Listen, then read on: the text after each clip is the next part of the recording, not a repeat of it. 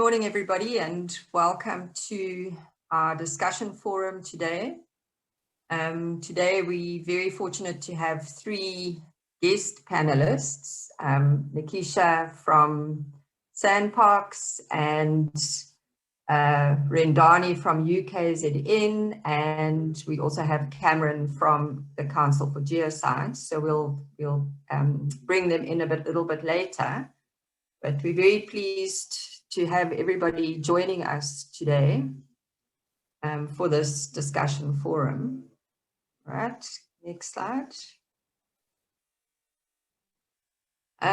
So the discussion forum guidelines for engagement. So just remember to keep your contributions helpful and considerate of whoever's presenting or speaking.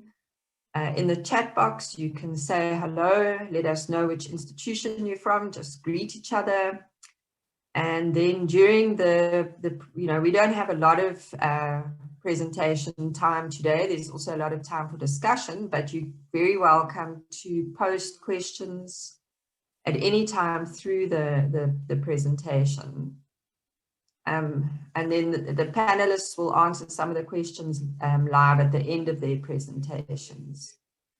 So we have quite a lot of time dedicated to discussion today, and you're very welcome to join in and either post comments in the chat box or put your hand up so that you can say something. So it really is a discussion forum. It's not a formal webinar.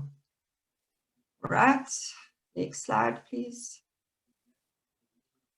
Okay, so what we're going to do today is the purpose of this discussion forum. Its focus is collection-related documentation. So we had the webinar last week, and today we're going to be looking at collection documentation policy. So this is your high-level overarching document guiding you about the documents. So it's a document about documents.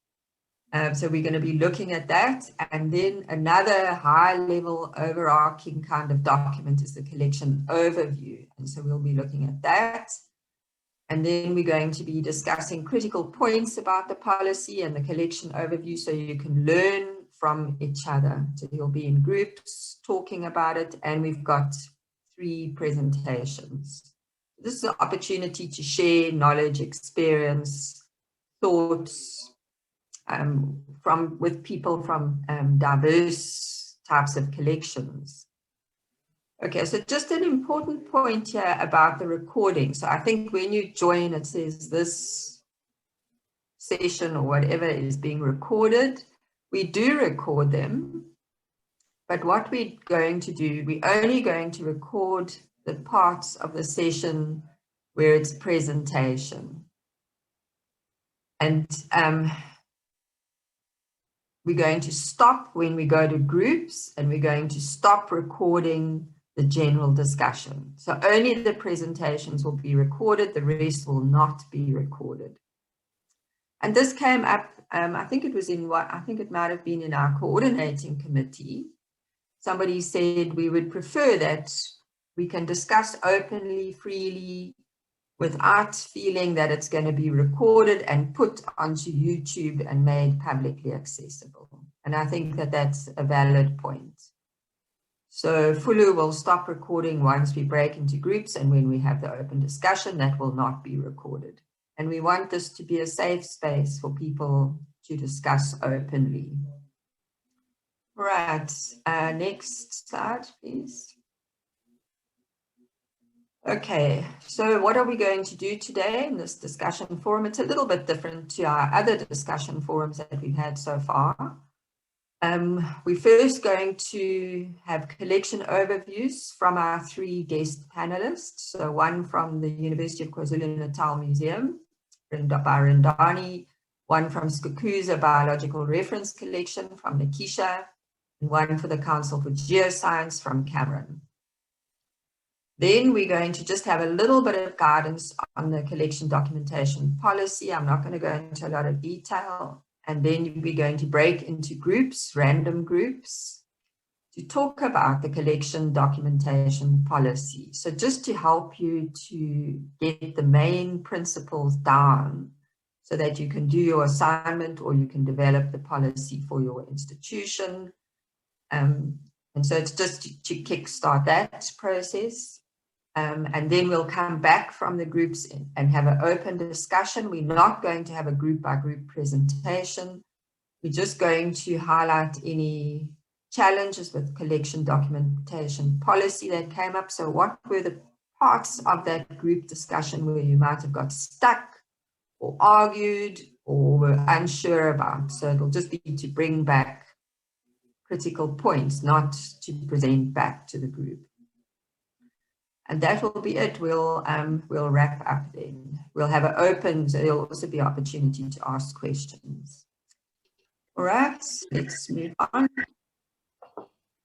So just a reminder for the people who are doing the course that the two assignments that you have, there's the assessment of the current status of the collection documentation for your institution or the collection you manage.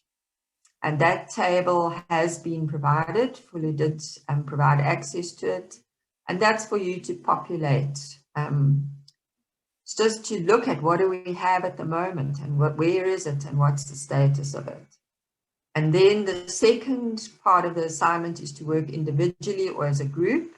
And you've got a choice of two, either draft a collection documentation policy for your institution, or you can draft the overview of the collection that you work in or you're responsible for.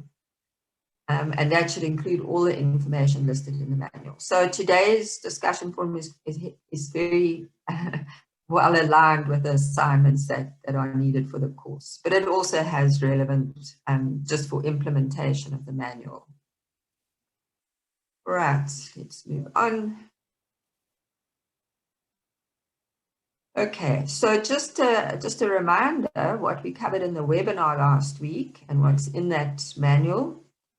There are lots of documents associated with collections. There's a whole range of different policies, procedures, standards, forms, and that includes all your accession or acquisition registers, your donation forms, the permits, and field notes, data sheets. Then there's all the documents related to access, loans, tissues, data, visitors, books, and forms.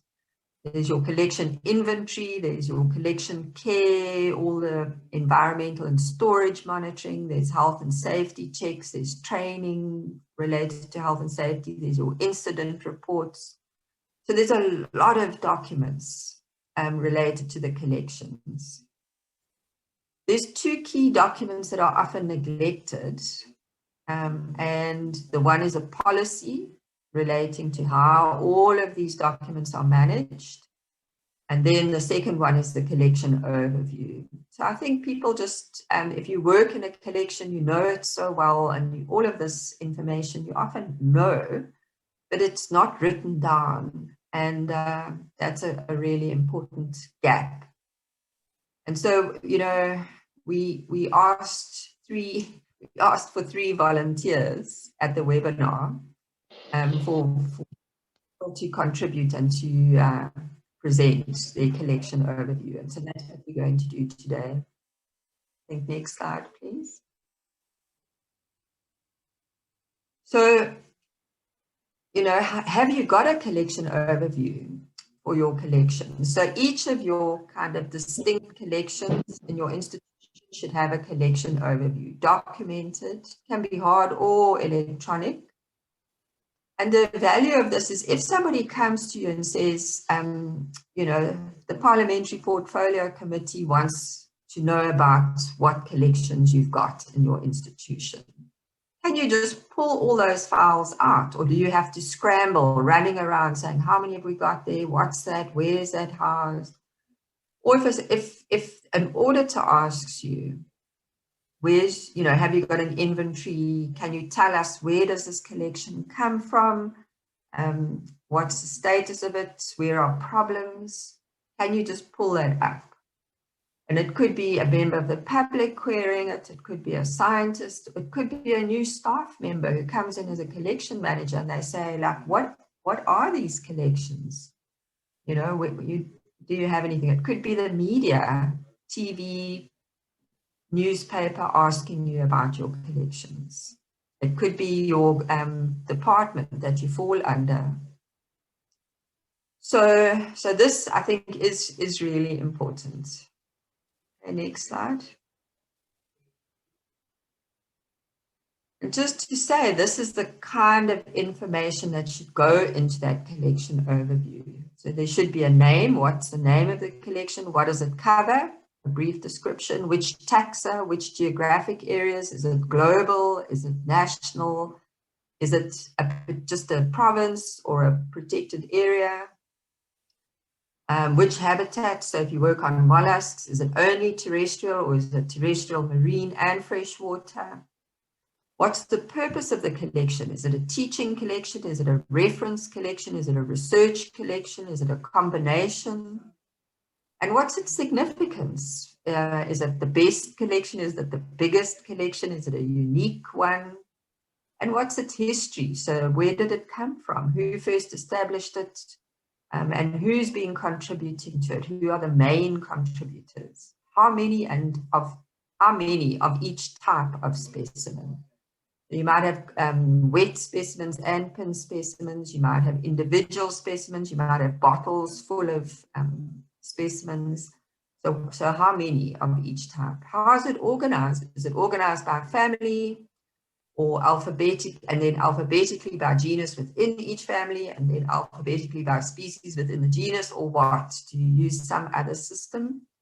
And then where is it? Is it, which building is it in, and which room or rooms? It might be scattered.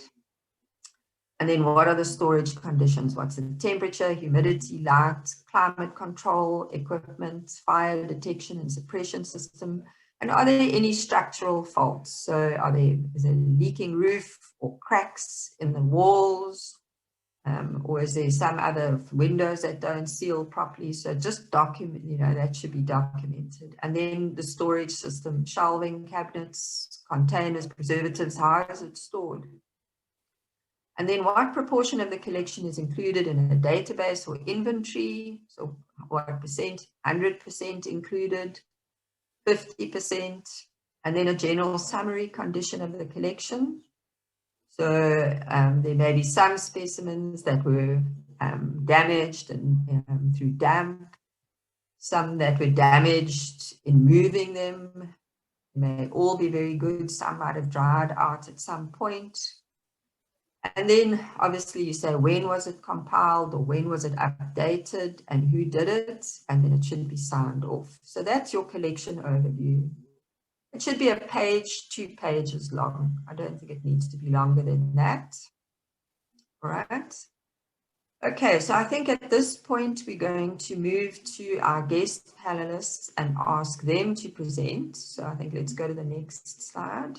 This is, yeah, so the first one we're going to be having is Rendani from the University of KwaZulu-Natal, and she'll be talking to us about a teaching collection. And it was quite interesting, and I'm very glad it happened like this. But when we called for volunteers, these were the 3 people who volunteered. And these are 3 collections that we haven't heard a lot about in the Natural Science Collection Facility. And so it will be new information for everyone. But it's also very interesting because there are 3 very different types of collections. And so I think that will be reflected in the overview of those collections. So it's very good to have this perspective of different types, collections with different purposes. Okay, so at this point, I'm going to hand over to Rendani and she'll do her presentation. Thanks, Rendani. You can go. Thank you, and morning, everyone. The name of our museum is called the Frank Bush Zoological Museum. It was established by Dr. Frank Bush in 1932 for the undergraduate teaching purpose. It is situated in the School of Life Sciences in Pietermaritzburg campus. I have joined University of KwaZulu-Natal in 2015. I have 2 assistants. Our museum has 33 cabinets, as you can see in this picture. Some of the specimens are in drawers, while others are mounted on the walls, like here in this one. We have both vertebrates and invertebrate specimen from the classes amphibians, birds, fish, mammals, and annelid, and the others. We have more than 1,500 specimens. As I have mentioned, that the main purpose of this museum is teaching undergraduates. Specimens are used for the smaller side of life and evolutionary animal physiology, which is biology 101 and 324. In 2018, some of the specimens were displayed at the Royal Show. Next slide, please.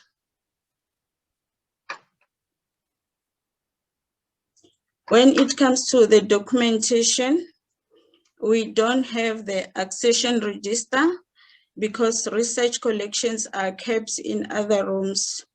We do have an online inventory. The main challenge for this online inventory is the unknown specimens. Some of the specimens are unknown, they don't have names or numbers, so that's the main challenging thing. So information in the inventory include the cabinet number, the specimen name, the type of specimen in terms of whether it's a skeleton style, it's a wet collection, or it's mounted on the wall or not. University has policies, standards, and procedures, but collections in museum, herbarium, and botanical garden are not included in those policies. We do monitor the level of alcohol for wet collections. We do have records for fumigations and records for the inspection by the Department of Forestry, Fisheries, and the Environment, and KZN and Wildlife. Since 2015, when I started working here, we never had a disaster or incident in our collections. We do have a SHE committee.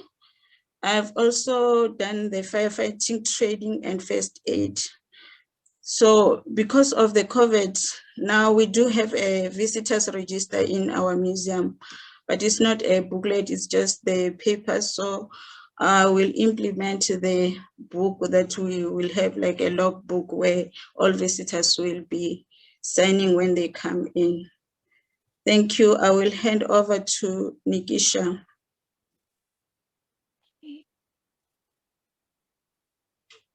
All right. Good morning, everyone. I'm going to be giving an overview of the Skukuza Biological Reference Collection, which I took over since December 2020 from the previous curator, who was Gwyn Zambatis. Okay. The first formal collections for the Skukuza Biological Reference Collection took place during the 1950s. One of the first objectives of the then research department was to compile a herbarium collection. This was formally started in 1951 by an assistant biologist and Mr. H.P. van der Schiff. He collected approximately 4,000 plant specimens, which are still housed in our herbarium today. Numerous faunal studies were conducted from 1959 until 1970. Amphibian, reptile, bird, small mammal, insect, and other invertebrate specimens were collected by Dr. U.D.V. Pienaar, who was also an assistant biologist at the time. Subsequently, he played a major role in the compilation of species checklists and reference books. Next slide, please. Okay. The Skukuza Biological Reference Collection materialized in December 1959 when Dr. Rocco Nobel laid the cornerstone for the building. The Skukuza Museum Herbarium has housed the zoological wet specimen collection, mammal and bird study skins, insect and invertebrate collection since then. The herbarium collection was incorporated into the building in 1988, and the building is located at Scientific Services Skukuza, Kruger National Park. Our collection comprises of approximately 10,000 insect specimens, 1,257 reptile specimens, 487 amphibian specimens, 832 bird specimens, 129 mammal specimens, approximately 1,000 invertebrate specimens, including mollusks, arachnida, internal parasites, centipedes, and millipedes, and 950 fish specimens. Next slide, please. Okay. The wet specimens are preserved in a 70% ethanol and are stored in museum cabinets. The insects are stored within drawers. Each specimen has a unique number which correlates with that within the catalog book or our catalog card system. This is arranged alphabetically and to species level. All relevant bioecological data is stored within an Access database. Our herbarium comprises of approximately 16,000 herbarium plant specimens, which are stored in 32 herbarium cabinets. All the relevant data is stored within a Brahms database. The museum and the herbarium are kept at 17 degrees Celsius. We currently do not have a fire suppression system in place, and this will have to be looked at. With regard to staff, is just myself and one assistant. Next slide, please. Okay. The function of the reference collection. One of the major functions is basically an identification service to Kruger National Park staff, visiting researchers, or any member of the public that is interested in the fauna and flora of the Kruger National Park. It is also used to build up a database of relevant information of species that would occur within the Kruger National Park. This can be used to look up species distribution records, for example, or map out distributions. Anatomical and taxonomic studies are also done, especially with researchers coming from overseas. We're also trying to use or facilitate the museum for educational purposes, and this will include talks, workshops, etc. Once the once COVID is sort of is over or allows us to do so. Okay, the Skukuza Biological Reference Collection is an exceptionally valuable asset to the Kruger National Park, as it provides in-depth knowledge of the taxa occurring across the Kruger National Park to present and future generations. And only a few conservation areas are privileged enough to have a reference collection on site. Thank you.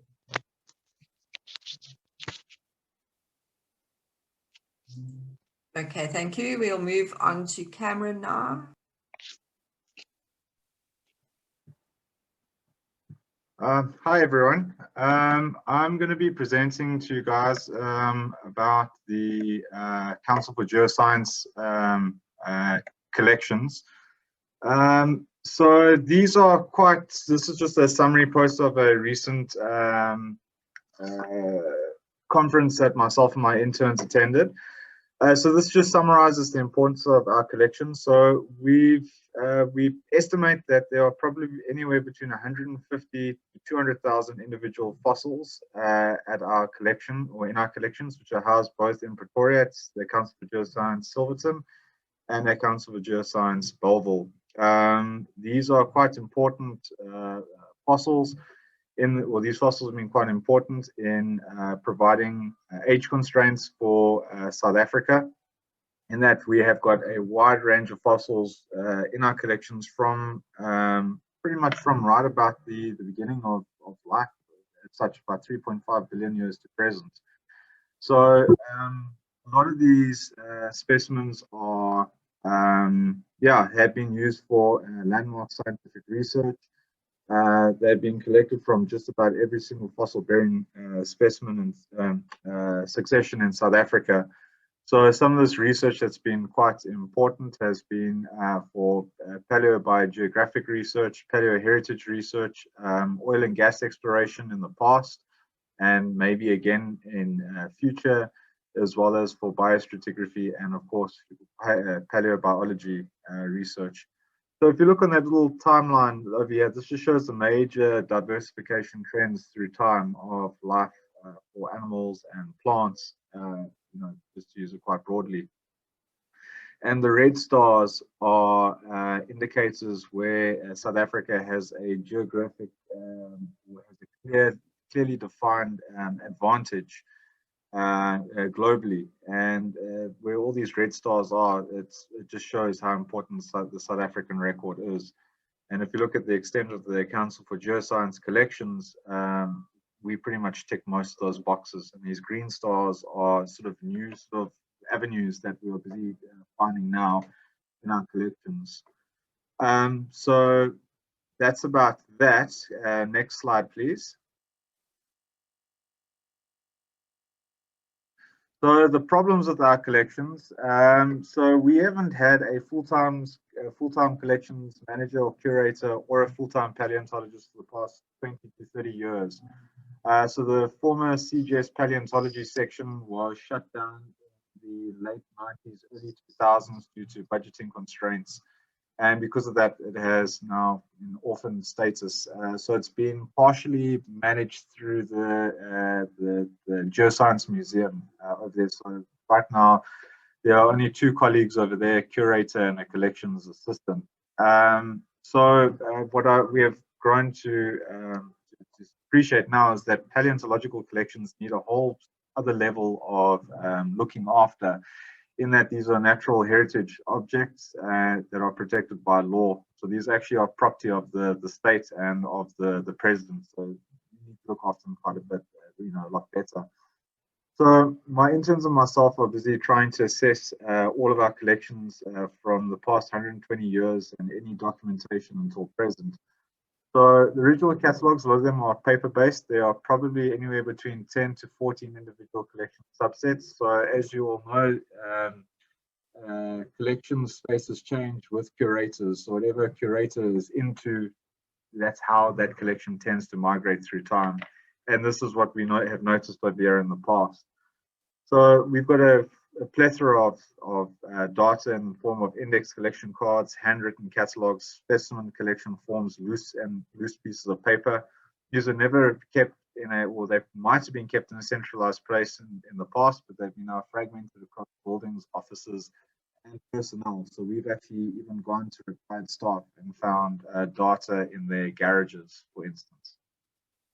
There was some attempt in the past to migrate to various databasing systems. So CGS Silverton used in the past DBase, Paradox, and then Oracle. The problems with this now is that the system is locked as there's an obsolete version of Oracle on there. So we actually need to buy a license and get a technician to access those data to see what's there or what was captured.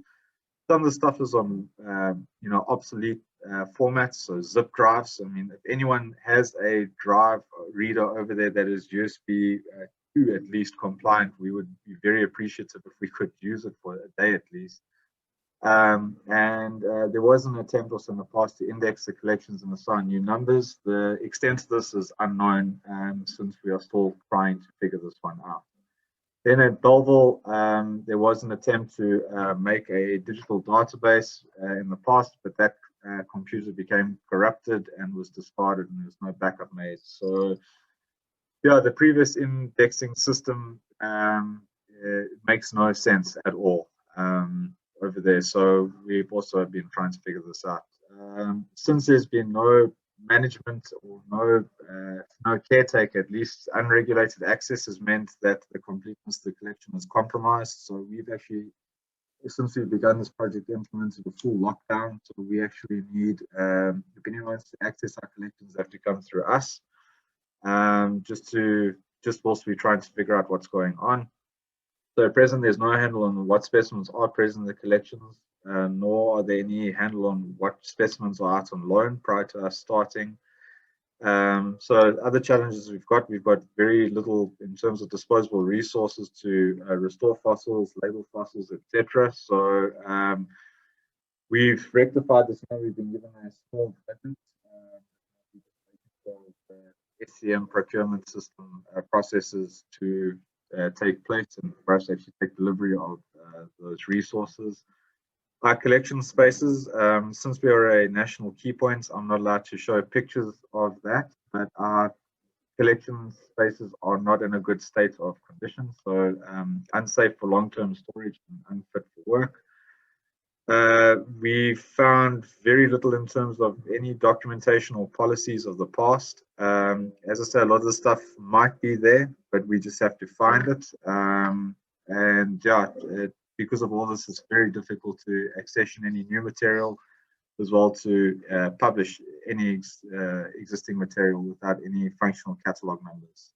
Next slide, please. So in the past, I pretty much did this. I tried to do this myself, and I eventually won the support of our executive and had a fully a project within the organization now exists for this, and we recruited two intern students, the ex-Cuckoos Museum staff, Samuel Kelisiwe Mashali and Louis Yonk. So what's great is that these guys are both geologists and geologists by training, so they've been very helpful in assisting with this and actually leading the charge on a lot of this. They're very passionate about research, so really I'm really grateful for my guys. Yeah, so we still are quite understaffed. So right now all of us are based in Belleville, but we've got 9 up in Pretoria. And now with issues like COVID, now that we want to go up and work on those collections, we can't. So we actually need more staff. Our collections management policy, that's what I'm going to be going on to next. That is, we're undertaking a phased approach to restore the collections. So next slide, please. So we devised this during lockdown, a 3-phase approach to sort of take stock of what we have. So this is just a flow chart just showing the processes that are required. So phase 1 is, of course, acquisition and consolidation of all known metadata. So what we've done is we scour the buildings looking for anything that's got data associated with it, be it books, be it maps, be it pieces of paper, you name it. We scan that in, we put that into a standardized file project file plan on our servers. So that is a management tool. And from there, of course, we've got a naming convention to name these documents. And what we do then is all this data we find, we lock it away in the safe so it doesn't go anywhere. And then what we do is we slowly migrate that stuff over to a database. So we've got a digital database to capture all of these data in with specified fields. From there, phase 2 is an audit and cleanup of the captured data. So this is a physical cross-check against the specimens in the collections, as well as cross-checking the data input forms themselves. So because this is a biostratigraphic and research collection, it's very important for us to have good control over the geology and the localities in which these fossils were found. So what we do is we cross-check that, we photograph all the fossil specimens, add them to the database, update any identifications, etc. And then we assign all the specimens we find, we assign new accession numbers. So we've devised a new indexing system. So the first part of the number is the location. So CGBB, of course, stands for Geoscience Belleville. The next number is a number from 1 to infinity as such for a collection subset. And then the last number is a sequential number within that subset. Then from there, phase 3 is a restoration of collection spaces and implementation of policies. So right now we are meeting this week with architects to come and rebuild. We've approved now to have our collection space in Bellville rebuilt, as well as new labs to be put in. So this just shows the level of dedication that our new management at CGS is giving to paleontology and paleosciences. So I'm very grateful for that. So all of these processes run back to back, and these run right now. We are running the space approach for both of the collections separately, in that they've got very separate, very different ways in which they were managed in the past. So next slide, please. So what we've done right now is we've devised a standardized data input form, because we noticed from what we learned from the collections in CGS Bellville, which we captured on spreadsheets, is that with different versions and iterations, one can delete or remove data or copy over data, etc. So what we've done is we are using an access-based system that Louis and Samuel designed to capture all these data in. So it's currently managed within Microsoft Access, and this relates to other CGS databases. So this just at the bottom just shows how all of these databases speak to each other. So at present now at CGS Bellville, we've captured 18,780 individual metadata points. So this is excluding the specimens that we now are being placed to audit. And what we've noticed now is that there are a lot of specimens in our collections that have been documented, but were never recorded on accessions and collections registers. So this number is probably going to bounce up and down through time. And the historical data that we've managed to get from CGS Silverton is only of the Karoo vertebrates. And again, it's because that was what the previous curators were interested in. We've got 8,758 points in which we know about. So far we've captured 27,500 points from both collections.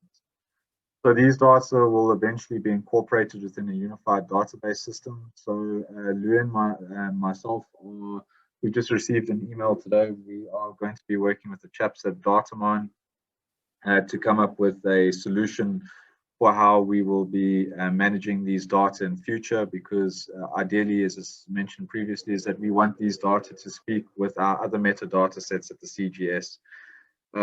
So our goal is then in future is that if we had to partner with other paleontological institutions around the country, this will be part of a larger database that of course would be in partnership again with NSCF, in that we will be able to better see our heritage throughout the country, as this forms part of our mandate, is that we have to take stock of paleontological material in the country. So that's it in a nutshell for now. Thank you very much for this, and also I'm very grateful to the community as well for incorporating us in this. So thank you very much to you guys as well. We look forward to speaking and sharing ideas with you in due course. Thank you. Okay, thank you very much to our three presenters this morning. So I think you can see just how different the three different types of collections are and where they are. We can see the Council for Geoscience have a long road to go. And obviously their collection overview will change, so the current they currently can't tell us exactly what's there because they don't know, and they know that the situation there's challenges with it, and that's their current collection overview. In 5 years' time, their collection overview will have changed. And I think that shows the need to update these collection overviews quite regularly. It's not a static document. It won't stay the same forever. Things will change. So I think, just these three presentations highlight what needs to be done, and what you need to think about in these collection overviews. Okay, so let's just take, I think that there was somebody had their hand up. Zikona, did you want to ask a question?